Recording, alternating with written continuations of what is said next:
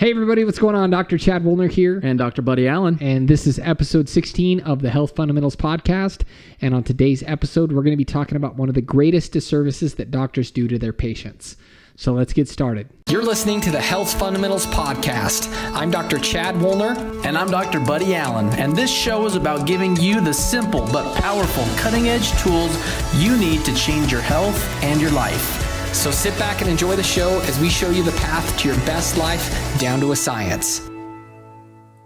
So hey everybody, on today's episode, we've got a great topic that we wanted to discuss. This comes on the heels of an experience we had, doesn't it? A few experiences, actually. A recent patient and then a doctor friend of mine that I actually just learned her story, and it's something that just drives me crazy. That's right. Drives me crazy. First of all, it was your patient, actually. So this is going to be a little bit of a rant. Yes. But hopefully you'll pay attention because it's important. We wouldn't be ranting if it wasn't something important. So yeah, continue. So had a patient. So yeah, in fact, I want to say it was you and I were talking about. It was your patient, and he's a younger fellow in his 30s. That's right. And yes. He, when he was in high school, got an injury playing football in his back, and his doctor told him, "You'll never be able to play football again." And likely never be able to play sports again, Exactly. I think is what he said. And so pretty much this guy has done a bunch of nothing ever since then, because the fear the doctor put in his mind was, if you do this, the only thing I can do for you is surgery. It's going to be surgery. It's going to be bad. Yeah. Well, and number one, he's not even close to a surgical candidate. Not even close. He's got significant problems for sure.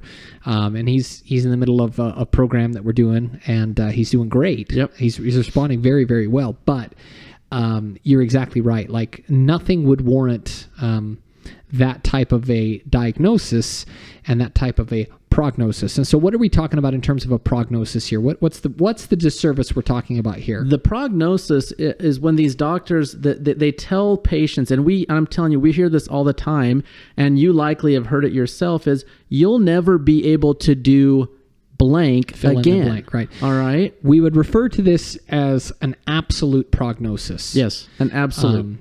More often than not, we'll put it this way, more often than not, when you are given an absolute prognosis, the first thing I think, and the best thing you could do, is seek a second, a third, a fourth opinion on that, because absolute prognoses that are given are rarely that.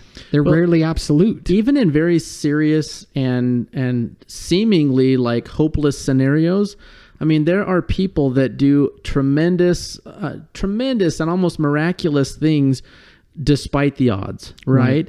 And the reason I hate that that prognosis, when doctors say you'll never be able to do, or it's likely you'll never be able to do this again, all right? And the reason I hate it is because it completely underestimates our body's amazing ability to heal, especially given the correct attention, the right training, it may be hard, okay? Even with very serious accidents where there's, you may even lose a limb and you may not be able to, but I'm telling you, you can get on the internet and again and again and again see people do miraculous things completely despite the odds.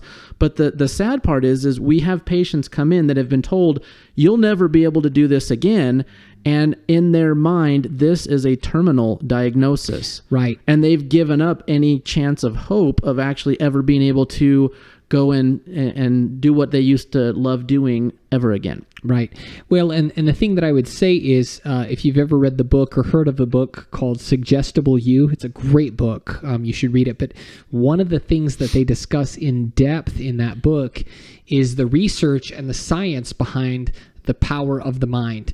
Oftentimes people have heard the term used, and I would say more often than not, it's almost used in a negative connotation, is this idea of the placebo effect. But the truth is, when you look at the reality of what's happening out there, so much of what goes on in terms of healthcare is placebo. We're completely unable to remove that entirely from the scenario, just because it is so intimately connected with everything that happens. Our perception and our belief is tied in everything that we do and everything that happens to us. And so it's almost impossible to entirely remove placebo from out of the equation.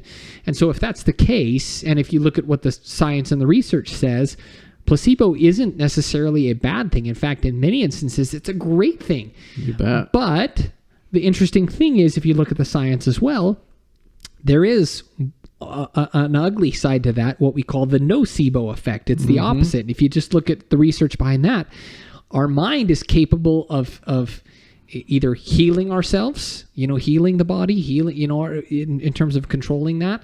But it's also, we have the capacity to literally make ourselves sick and have our health dramatically decline. And that is what we call the nocebo effect. It's literally the complete opposite, the ugly cousin of the placebo effect, right? And so that book, if you want to read more about that and the science on it, look at the book Suggestible You, and he goes into it in great depth, great detail. But that's the problem. There is that people, like it or not, all of us are highly suggestible, especially with regard to authoritative figures. Not just doctors, but just experts in general. We hear certain things. I mean, look at it today online.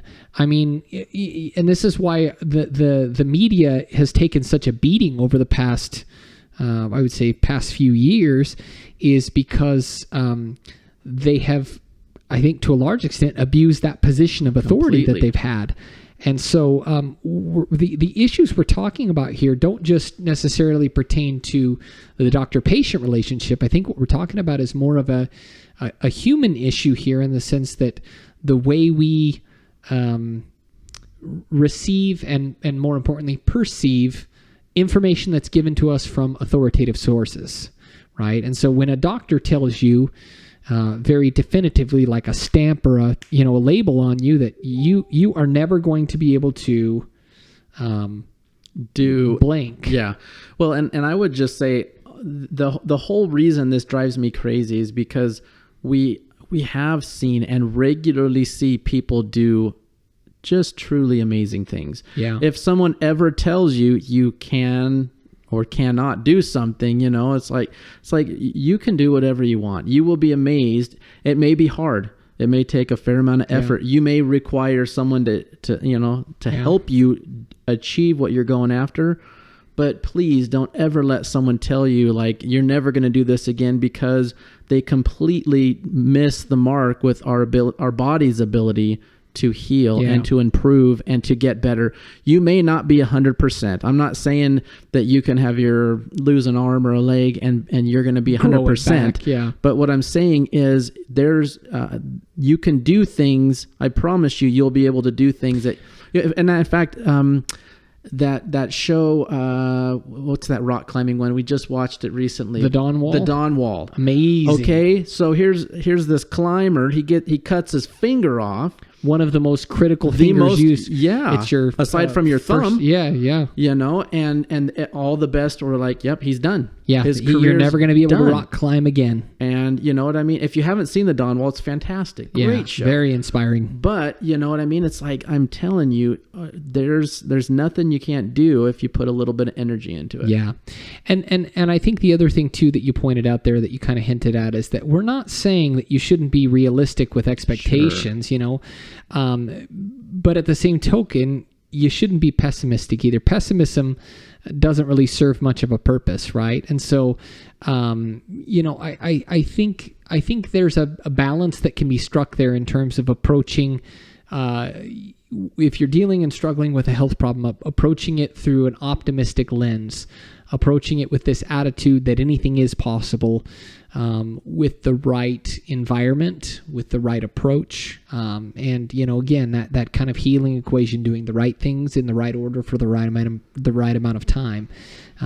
Miracles are possible; they really are. I mean, truly, the fact that we are living, breathing, doing what we do on a regular, moment by moment, day to day basis, it's a miracle. Life. I know it's a cliche statement to say, but life is truly miraculous. I mean, you look at it, even the greatest, most brilliant minds still can't fully understand why life is, what it is that makes us us, in terms of the energy of life. We can spout off all sorts of fancy words and technical, speak in terms of our physiology, but at the end of the day, when you peel back all those things, there gets to be a certain point where we just can't fully appreciate it, other than it's just miraculous. Pretty cool.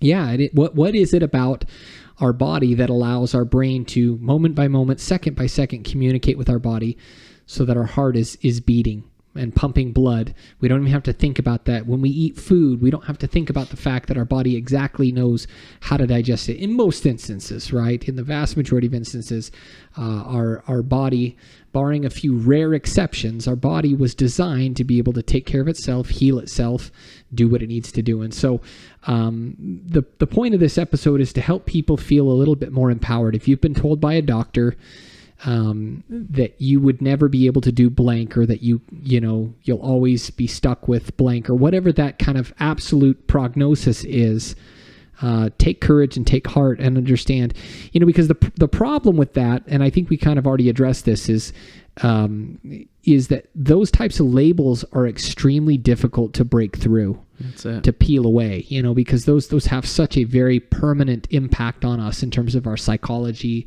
in terms of our beliefs, in terms of our perceptions. These are such common causes for limiting beliefs with people. And again, we're not talking about just kind of pie in the sky, kumbaya, happy thoughts.